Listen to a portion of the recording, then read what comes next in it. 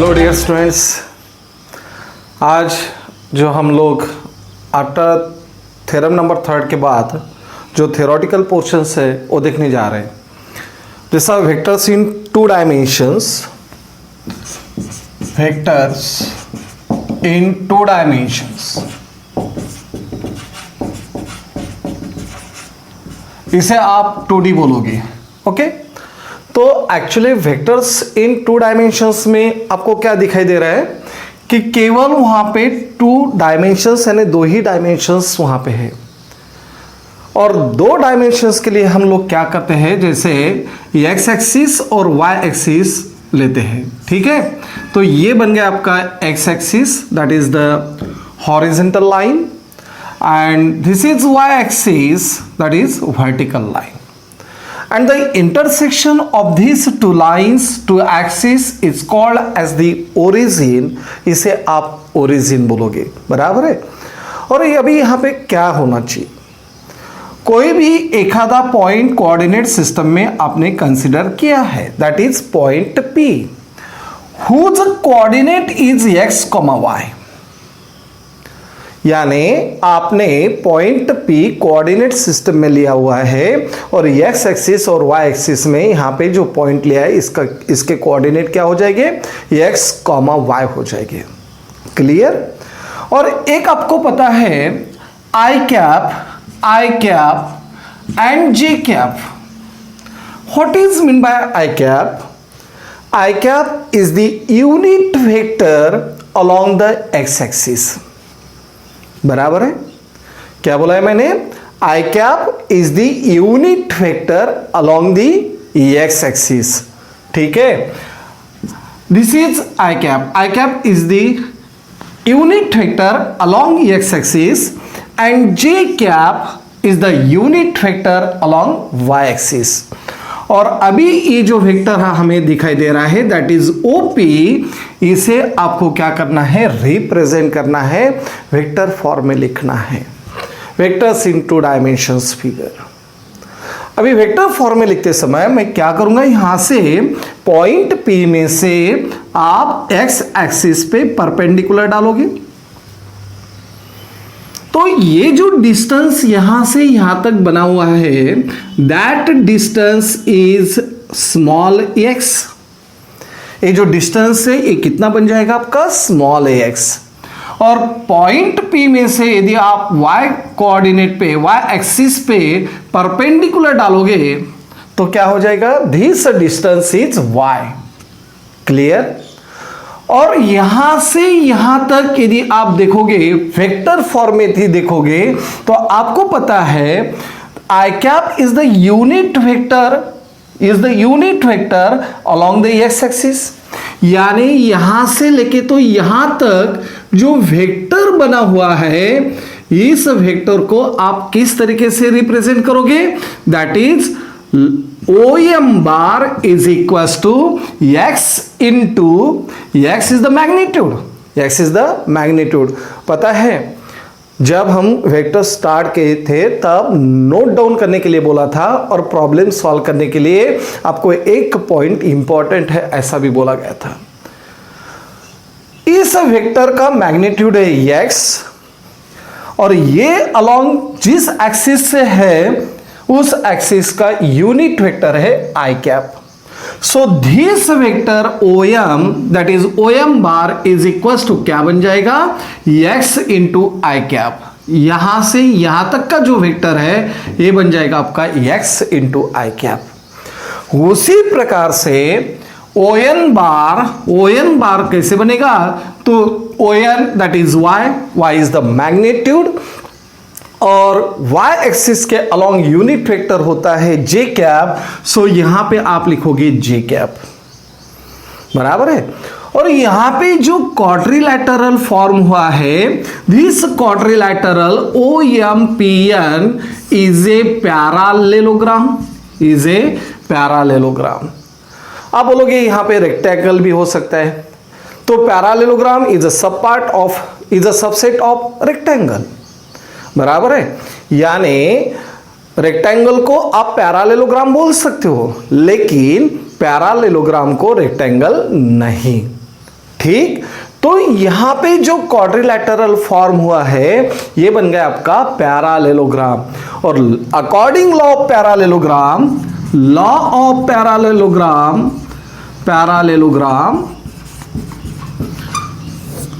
According law of parallelogram क्या होगा, OP bar is equals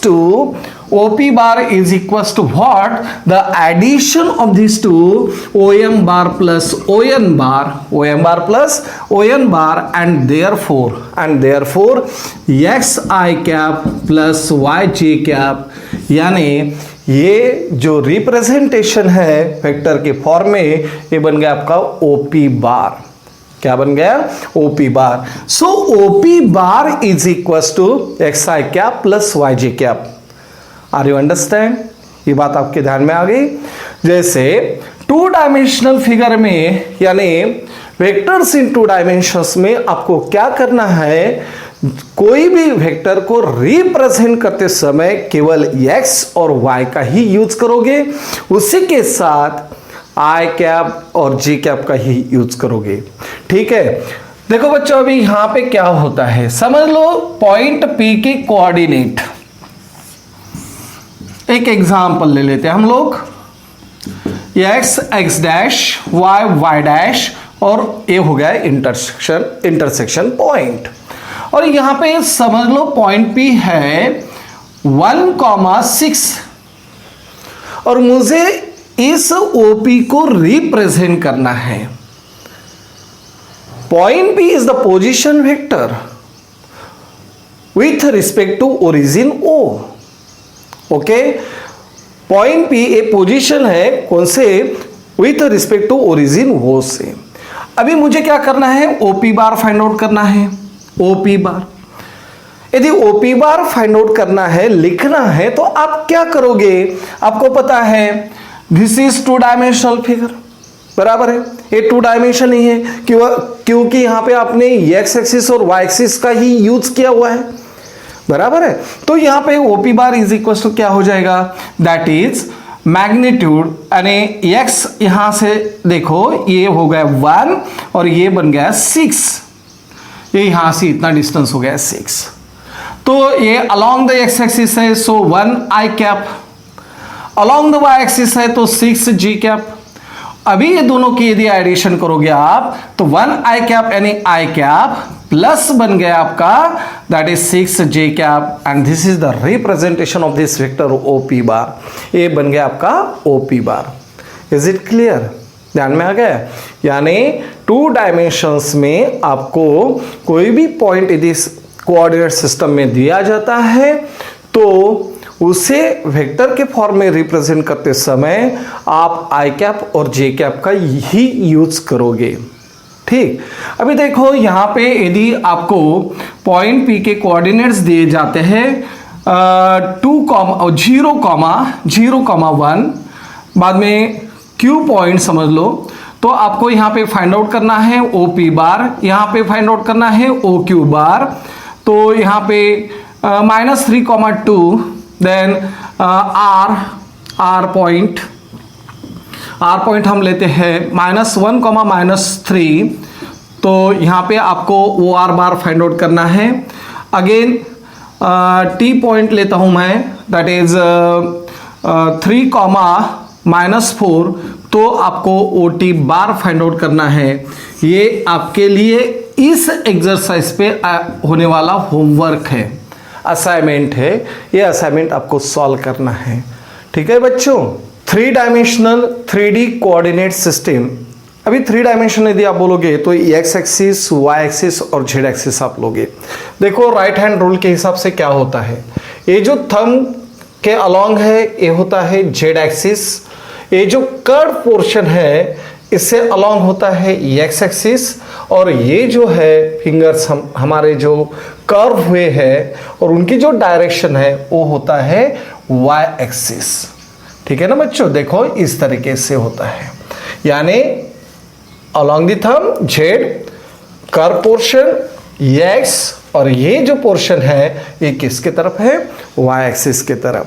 यानी यहाँ पे जो पार्ट्स क्वाड्रेंट फॉर्म हुए हैं वो टोटल 8 है, इसलिए हम लोग ऑक्टेंट बोलते हैं। क्लियर? अभी इसके बाद क्या होता है, point P in a space. Point P आपने क्या लिया है, स्पेस में लिया है। ये कोई प्लेन पे, प्लेन यानी एक्स ओ वाई प्लेन होता है, that is X Y plane भी आप बोल सकते हो। वाई ओ जेड प्लेन होता है, that is Y Z plane भी बोल सकते हो आप। एक्स ओ जेड तो एक्स जेड प्लेन भी बोल सकते हो, ठीक है ना। तो इस तरीके से जो प्लेन है इसमें ये पॉइंट लाइन न होते हुए टोटल कोऑर्डिनेट यानी स्पेस में पॉइंट P है। अभी पॉइंट P स्पेस में है तो आपको दिस OP को रिप्रेजेंट करना है। ये पॉइंट P को क्या करना है, रिप्रेजेंट करना है। ओके, अभी OP को यदि रिप्रेजेंट करना है OP बार को, तो किस तरीके से आप करोगे। पहले पॉइंट P में से यदि आप XOY प्लेन पे परपेंडिकुलर डालोगे तो ये जो डिस्टेंस है, ये डिस्टेंस है, ये डिस्टेंस बन गया। So PL is equal to क्या बन गया आपका, PL is equal to OC, ठीक है। तो PL is equal to OC यानी ये हो गया आपका दैट इज Z कोऑर्डिनेट। क्या बन गया, Z कोऑर्डिनेट। बाद में सेकेंड नंबर, ये जो डिस्टेंस यहां पे आपको दिखाई दे रहा है कौन सा, फिर से देखो, ये जो डिस्टेंस है यहां से इतने परपेंडिकुलर है। ये पॉइंट P में से आपने XOY प्लेन पे परपेंडिकुलर डाला हुआ है। बाद में पॉइंट P में से आपने YOZ पे परपेंडिकुलर डाला है, यानी ये जो PM है, PM और ये जो डिस्टेंस है दैट इज X कोऑर्डिनेट। बाद में आपने पॉइंट P में से XOZ प्लेन पे परपेंडिकुलर डाला हुआ है, यानी point N lies in the plane XOZ and so this PN is equal to क्या बन जाएगा, that is OB and this is Y axis. अभी आपको पता है ऐसा यदि है तो क्या रहेगा, PL बार यानी क्या हो जाएगा, PL बार देखो यहां पे, यहां से यहां तक OA that is XI cap, OB यानी क्या हो जाएगा, दैट इज YJ कैप, और OC यानी क्या होगा, OC bar that is equals to ZK cap. तो I कैप, J कैप और Z कैप क्या है, are the unit vectors along the x axis, y axis and z axis respectively। बराबर है, जैसे हमने 2 डायमेंशंस में देखा है उसी तरीके से आपको 3 डायमेंशंस में OP बार को किस तरह से लिखते आएगा, that is OA bar plus OB bar plus OC बार, यानी XI क्या प्लस YJ क्या प्लस ZK क्या।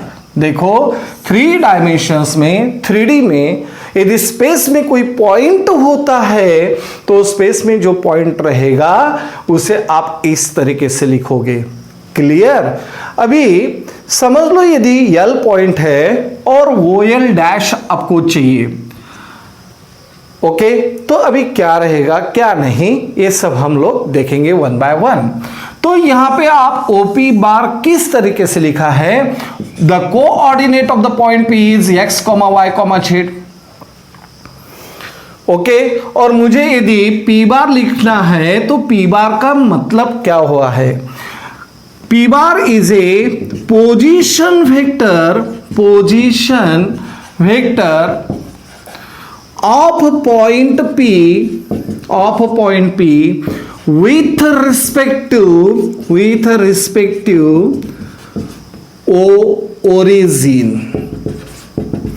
देखो बच्चों यहां पे हमने क्या लिखा है, आपको पॉइंट P स्पेस में दिया गया है। पॉइंट P के कोऑर्डिनेट है X, Y, Z और P बार आपने कंसीडर किया है। P bar is equal to क्या रहेगा, OP बार। पी बार यानी क्या रहेगा, O P bar. P bar is the position vector of point P with respect to origin O, with respect to origin O. ऐसा यदि होता है तो O P bar is equal to small P bar is equal to, O P bar is equal to small P bar is equal to X I cap plus Y J cap plus Z K cap. Clear? आई बात ध्यान में? किसी को कुछ problem है? यानी 3 dimension में जो वेक्टर्स हम लिखते हैं तब आप आई कैप, जे कैप और के कैप का यूज करते हुए ही लिखना है। ठीक है? और इसके बाद नेक्स्ट होता है कोऑर्डिनेट जो है किस तरीके से रहेंगे उसे हम लोग देखते हैं। ठीक, देखो बच्चों क्या होता है कि अब तक 11th स्टैंडर्ड तक आपने देखा है केवल 2 डायमेंशंस फिगर थी और 2 डायमेंशंस में आपने क्या किया था, कोई भी पॉइंट्स के कोऑर्डिनेट्स फाइंड आउट किए थे। जैसे कोऑर्डिनेट सिस्टम में कोई पॉइंट होता है तो एक्स कोऑर्डिनेट और वाई कोऑर्डिनेट आपने लिया था। समझ लो यदि वो पॉइंट एक्स एक्सिस पे लाई हुआ है तो आप क्या करते थे, वाई कोऑर्डिनेट 0 कंसीडर करते थे, बराबर है। यदि कोई पॉइंट एक्स एक्सिस पे लाई होता है तो वाई कोऑर्डिनेट आप 0 लेते हो, ये तो आपको पता है सब। ठीक है? और दूसरी बात, जैसे वाई एक्सिस पे कोई पॉइंट होता है तो उसी का एक्स कोऑर्डिनेट 0 होता है, तो मतलब क्या हुआ 0, वाई। और पॉइंट यदि एक्स एक्सिस पे है तो x, 0 लेते हो, और कोऑर्डिनेट सिस्टम में है तो आप x, y लेते हो। तो वही कंसेप्ट हमें यूज करते हुए यहाँ पे कोऑर्डिनेट्स फाइंड आउट करना है। पहला पॉइंट है coordinate of a point in a space. Coordinate of a point in a space का मतलब क्या हुआ है, दिस पॉइंट पी। जैसे एक आधा पॉइंट कोऑर्डिनेट सिस्टम में होता है 2 डायमेंशंस में, तो यहां पे क्या हो गया, ये पॉइंट पी स्पेस में है। पॉइंट पी यदि स्पेस में है और मुझे यदि इसके कोऑर्डिनेट फाइंड आउट करना है तो मैं क्या करूंगा, पॉइंट पी में से एक्स ओ वाई यानी एक्स वाई प्लेन में परपेंडिकुलर डालूंगा, तो ये बन गया। तो ये जो डिस्टेंस है ये बन गया दिस डिस्टेंस। ठीक है? तो ये पॉइंट पी का क्या बन गया, जेड कोऑर्डिनेट। क्या हो गया, जेड कोऑर्डिनेट। उसी तरीके से पॉइंट पी में से यदि आप वाई जेड प्लेन में परपेंडिकुलर डालोगे तो ये PM is perpendicular to this Y Z plane. तो ये जो पीएम डिस्टेंस है वही डिस्टेंस कौन सा रहेगा, AO distance, that is the X coordinate. और पॉइंट पी में से यदि आप एक्स जेड ये जो प्लेन दिखाई दे रहा है यहाँ पे यदि परपेंडिकुलर डालोगे तो ये N point this P N is equal to बन जाएगा आपका ओ बी, और ओ बी होने के बाद क्या होगा, that is the Y coordinate. So the coordinate of a point in a space, कोई भी पॉइंट यदि कोऑर्डिनेट स्पेस में होता है तो उसी के आपको एक्स कोऑर्डिनेट, वाई कोऑर्डिनेट और जेड कोऑर्डिनेट इस तरीके से मिलते हैं। आई बात ध्यान में? कोई भी पॉइंट यदि स्पेस में होता है तो उसके कोऑर्डिनेट कौन से रहेंगे, वाई, जेड रहेगा। उसके बाद होता है coordinate of points in a plane. मुझे बताइए एक्स ओ वाई प्लेन है, X O Y plane that is, इसे आप दैट इज क्या बोलोगे, X Y plane. L point lies in X Y plane, so the z coordinate of this point L is 0 and so the coordinate of point L is x, y, 0। z coordinate यहां पे 0 बन गया है, that is x, y, 0 हो गया। बाद में second number होता है x o z, that is, अभी मुझे बताइए x o z, ये प्लेन हो गया, यानी n पॉइंट लाया हुआ है। देखो l पॉइंट के कोऑर्डिनेट बन गए x, y, 0। n पॉइंट क्या होगा, कौन से प्लेन में है, एक्स जेड प्लेन में है, यानी X O Z plane. X O Z plane का मतलब होता है एक्स जेड प्लेन। और एक्स जेड प्लेन में n पॉइंट लाई हुआ है और आपको पता है एक्स जेड प्लेन में y कोऑर्डिनेट 0 होता है, सो x, 0, z बन गया।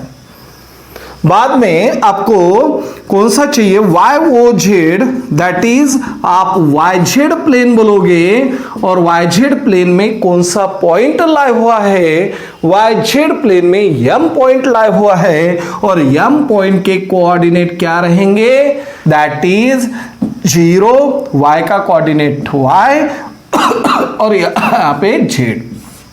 ठीक है, इस तरीके से हम लोग लेते हैं।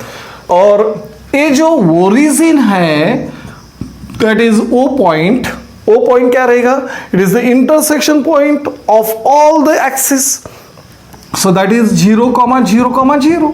ये क्या बन जाएगा, 0, 0, 0।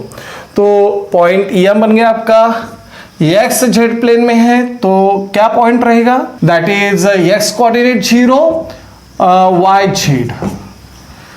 एन पॉइंट क्या होगा आपका, एक्स जेड प्लेन में y कोऑर्डिनेट 0 बन जाएगा, तो यहां पे x 0 z। ठीक है, इस तरीके से हम लोगों ने लिखा है। नेक्स्ट है coordinate of points on coordinate axis. तो ये पॉइंट आपको पता है, जैसे 2 डायमेंशंस में x एक्सिस पे y कोऑर्डिनेट 0 होता है, तो उसी प्रकार से ये पॉइंट है lies on the X axis, तो इनका y कोऑर्डिनेट और z कोऑर्डिनेट 0 बन जाएगा। तो कोऑर्डिनेट क्या हो गए, पॉइंट ए के कोऑर्डिनेट बन जाएंगे x, 0, 0, because the point A lies on the x-axis and on the x-axis y coordinate and z coordinates are 0 and therefore the point A is x, 0, 0. Point B, अभी आप बता सकते हो, point B lies on the Y axis, Y axis पे यदि लाई है तो मतलब क्या हो गया है, x coordinate and Z coordinate become 0, so 0, y, 0। अभी पॉइंट सी यदि है तो आप क्या करोगे, point C lies on the z axis, so x coordinate and y coordinate become 0 and here z coordinate। तो ये हो गया that is 0, y, 0 और ये पॉइंट हो गया आपका that is 0, 0, z। ओके बच्चों, तो इस तरीके से ये जो पॉइंट से हम लोगों ने कवर किए हैं और आपके जो टेक्स्ट बुक में है स्टेप बाय स्टेप हम लोग जा रहे हैं। ठीक, distance of point from coordinate planes. ये जो पॉइंट आपको दिया गया है कोऑर्डिनेट प्लेन से कितने डिस्टेंस पे होता है ये आपको देखना है। जैसे पॉइंट P का एक्स वाई प्लेन से डिस्टेंस पहला पॉइंट हम लेंगे, distance of point P from X Y plane, distance of point P from X Y plane. देखो बच्चों, यहां से आप क्या करोगे, एक्स वाई प्लेन में परपेंडिकुलर डालोगे, तो ये बन गया L, that is the foot of the perpendicular. Point L क्या बन गया, फुट ऑफ द परपेंडिकुलर, यानी point L lies in X Y plane. ठीक है, तो देखो यहां से यहां तक का डिस्टेंस दैट इज PL, वो हो गया PL यानी मैग्नीट्यूड, और ये जो डिस्टेंस PL है वही डिस्टेंस क्या रहेगा, OC बराबर है। और ये जो डिस्टेंस है यहां से यहां तक का जो डिस्टेंस होता है तो दैट इज Z कोऑर्डिनेट, और Z कोऑर्डिनेट यानी मॉड ऑफ Z। क्या बन गया, mod of Z। Second point, distance of point P from YZ plane. अभी मुझे बताइए क्या होगा, पॉइंट P YZ प्लेन, यानी यहां से इधर परपेंडिकुलर डाला हुआ है आपने, point M lies in YZ plane. बराबर है ना, यानी PM जितना डिस्टेंस है उतना ही डिस्टेंस कौन सा रहेगा, AO। So PM is equals to OA and that is equals to OA, यानी क्या हो गया, that is mod of x। ये क्या हो गया, distance, that is x, small x भी बोल सकते हो आप। बाद में third number, distance of point P from XY plane हो गया, YZ प्लेन हो गया, अभी XZ प्लेन, यदि XZ प्लेन बोलोगे तो पॉइंट P में से आप XZ प्लेन पे परपेंडिकुलर डालोगे तो n बन गया फुट ऑफ परपेंडिकुलर, और फुट ऑफ परपेंडिकुलर के कोऑर्डिनेट है x, 0, z। लेकिन ये जो डिस्टेंस है Pn वो काय पे लाया हुआ होगा, that is OB। So OB is equal to length of OB और लेंथ ऑफ PN दोनों सेम रहेंगे और दोनों के कोऑर्डिनेट्स क्या रहेंगे, that is mod of y। ये डिस्टेंस बन गया मॉड ऑफ y। तो फिर से देखो बच्चों, point P lies in a space, point P का XY प्लेन से डिस्टेंस रहेगा mod of z, point P का YZ प्लेन से डिस्टेंस रहेगा मॉड ऑफ x, और पॉइंट P का XZ प्लेन से डिस्टेंस रहेगा मॉड ऑफ y। तो ये जो डिस्टेंस है ये हमें अच्छी तरह से समझ लेना है।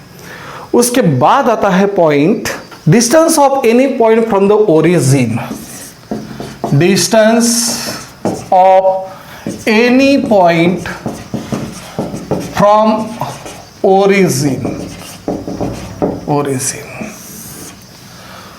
देखो यहां पे आपको यदि OP का डिस्टेंस चाहिए, OP any point from the origin, यानी कोई भी पॉइंट आपने लिया है, समझ लो पॉइंट P लिया है, और अभी आपको ये दोनों में का डिस्टेंस चाहिए।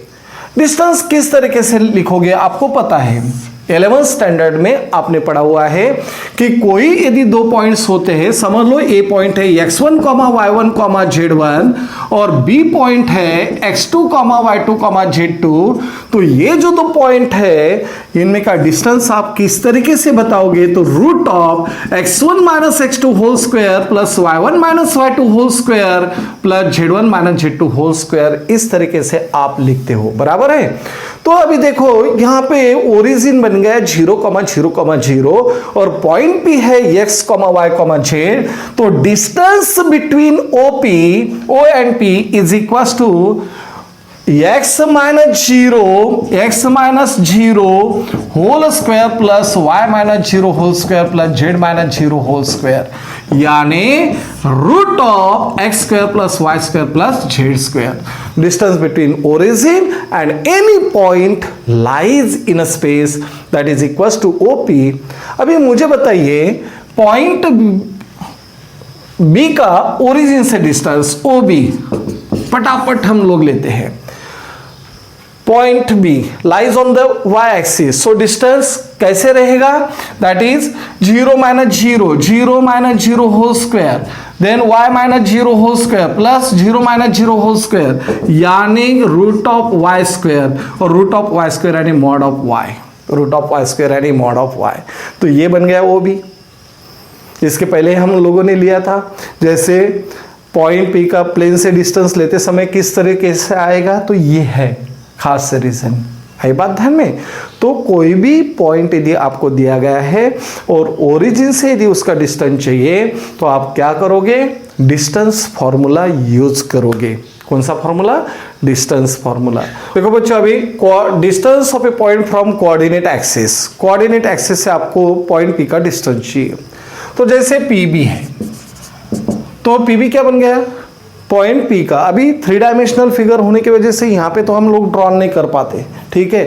तो ये जो डिस्टेंस है पॉइंट P का कोऑर्डिनेट एक्सिस से डिस्टेंस है, तो पॉइंट P यानी distance between P and B कैसे रहेगा, point B lies on the y axis, then its x coordinate and y coordinate become 0, दोनों कोऑर्डिनेट 0 बन जाएंगे, केवल कौन सा कोऑर्डिनेट बचेगा वहां पे, y।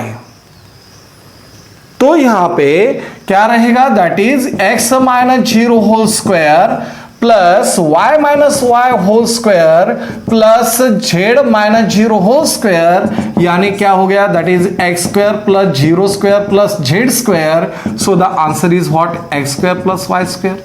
अभी ये जो पॉइंट बी है lies on the Y axis. कौन से एक्सिस पे लाई हुआ है, Y axis. So the distance of this point from the Y axis ऐसे बोलेंगे हम लोग. और वाई एक्सिस के कोऑर्डिनेट होते हैं 0, y, 0 होते हैं. तो मैंने कंसीडर किया है पॉइंट बी और पी भी डिस्टेंस निकालना है. तो आप क्या करोगे, यहां पे जो आंसर आएगा that is X square plus Y square और यहां पे रहेगा रूट. तो ये बन गया डिस्टेंस पी बी. अभी मुझे बताइए पी ए क्या रहेगा. ए एक्स कोऑर्डिनेट दिया गया है, यानी रूट ऑफ क्या हो जाएगा, Y square plus Z square. अभी पीसी बोलिए अभी क्या होता है, पीसी यानी क्या हो गया, पॉइंट पी का जेड एक्सिस से डिस्टेंस. तो क्या रहेगा, that is X square plus Y square. तो ये जो डिस्टेंस है ये आपको समझ लेना है, ठीक है ना बच्चों. देखो बच्चों, थोड़ा सा जो इस लेक्चर में एक थोड़ी सी गलती हुई थी. जैसे हमने बोला था कि ऑक्टेंट बोलते समय 8 पार्ट्स वहाँ पे फॉर्म हुए हैं. तो क्वाड्रेंट वर्ड यूज किया था मैंने. ओके 8 क्वाड्रेंट्स फॉर्म हो रहे हैं, वो बराबर 8 क्वाड्रेंट्स फॉर्म होते हैं ऐसा बोला था मैंने. तो वो थोड़ा सा वर्ड जो है गलत हो गया था. यहाँ पे 8 पार्ट्स फॉर्म होंगे. जैसे कोऑर्डिनेट एक्सिस, एक्स एक्सिस और वाई एक्सिस आप लेते हो तो 4 डिफरेंट पार्ट्स फॉर्म होते हैं, बराबर है. तो 4 डिफरेंट पार्ट्स होने की वजह से हर एक को आप बोलते हो quadrant. First quadrant, second quadrant, third quadrant, fourth quadrant, बराबर है. तो यहाँ पे 8 पार्ट्स फॉर्म होते हैं, इसलिए आप क्या बोलोगे, हर एक पार्ट को first octant, second octant, third octant, fourth octant, fifth, six, seventh और 8 ऑक्टेंट, इस तरीके से बोलोगे क्योंकि यहाँ पे 8 पार्ट फॉर्म हुए हैं, ठीक है ना. वो गलती थोड़ी सी चेक कर लेना. अभी देखो यहाँ पे क्या करना है, science of coordinates of a point in different octant. Different octant में हमें क्या करना है, इनके साइंस देखना है. एक्स वाई जेड, देखो एक्स डैश हम लोग बोलते हैं, एक्चुअली क्वाट हम लोग बोलना चाहिए. तो मैं इजी जाने के लिए डैश ही बोलूँगा. तो ये हो गया positive x axis, positive axis and positive Z axis. तो यहाँ पे साइन कौन सा रहेगा, पॉजिटिव रहेगा, यानी प्लस प्लस प्लस. इस प्लेन में क्या रहेगा, अभी ये देखो अभी क्या होता है, ये होगा निगेटिव एक्स एक्सिस यानी minus, positive plus plus. Okay अभी आपके ध्यान में आ गया होगा, बहुत ही इजी कंसेप्ट है ये. देखो अभी एक्स वाई डैश जेड ऐसा यदि है तो प्लस माइनस प्लस रहेगा. अभी इसका क्या होगा आप ही बताइए. ये निगेटिव निगेटिव और पॉजिटिव, बाकी के सब आप फिलअप कर सकते हो. ये रहेगा आपके लिए होमवर्क, ठीक है. अभी बात दूसरी है, जैसा ओपी बार यदि आप बताओगे इसी एक्सरसाइज में हम लोग ने पढ़ा हुआ है. यदि P के कोऑर्डिनेट x, y और z है तो आप क्या करोगे, OP bar is equal to X I cap plus Y J cap plus Z K cap. समझ लो ये पॉइंट है OA बार. OA बार क्या लिखोगे आप, OA बार. तो OA बार क्या हो जाएगा, that is x I cap, only x I cap. OL bar, OL बार क्या हो जाएगा, OL बार. तो यहां पे रहेगा x I cap plus Z K cap, क्योंकि 0 जे कैप आप छोड़ दोगे, ठीक है. बाद में समझ लो ओसी बार हमें लिखना है. ओसी बार यदि लिखना है तो आप केवल क्या करोगे, जेड के कैप. तो इस तरीके से आपको बचे हुए जितने भी पॉइंट्स है उसे वेक्टर बना के क्या करना है, लिखना है. और ये रहेगा आपका होमवर्क असाइनमेंट.